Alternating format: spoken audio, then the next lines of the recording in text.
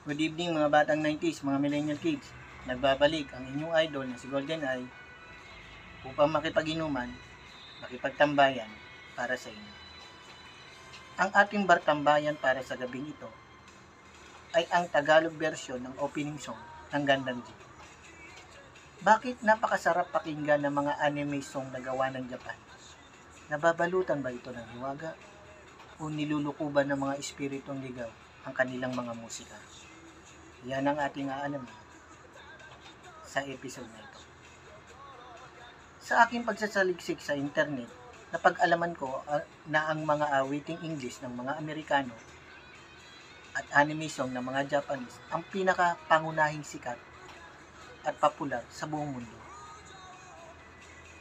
Yan lang ang konting impormasyon na kalap ko mga batang 90s. Magbibigay ako sa inyo ng example ng mga foreign American na hinangaan at sumikat sa buong mundo. Katulad ni Michael Jackson, Bon Jovi, Aerosmith, Linkin Park, at kung sino-sino pa. Sila yung mga mang-aawit na nababalutan ng hiwaga at nilulukuban ng mga espiritong ligaw ang kanilang katauhan upang makapagbigay ng pambihirang pagtatanghal sa mata ng mga tao upang hangaan sila sa buong mundo. Gayon din ang mga anime song. Alam niyo ba mga batang 90s, mga millennial kids, na ang sumusulat ng mga kwento ng mga cartoon sa anime, isa na ron si Yoshimiro na isang Japanese, silang lahat ay nababalutan ng hiwaga at nilulukuban ng mga espiritong ligaw ang kanilang kaisipan upang makagawa at makabuo ng isang pambihirang istorya upang masabik at maaliw ang mga bata sa mga ginagawa nilang kwento. Gayon din ang mga anime song.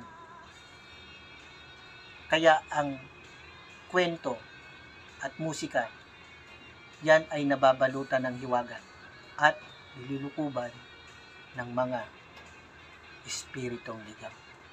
So, gando na lang tayo mga batang 90s, mga millennial kids. Kung bago lang kayo sa aking YouTube channel, subscribe, like, at click nyo na rin ang notification bell upang updated pa kayo sa aking ginagawang mga video. Abangan nyo ang bidang-bidang si Hanami si Sakuragi ng Slam Dunk sa susunod kong mga video. Dito ako kung sakali na nangangailangan, bisig ko handang aalay para sa'yo. Sakaling dumating ang panahon'y magbago, kaibigang tapat sa akin, I trust you forever.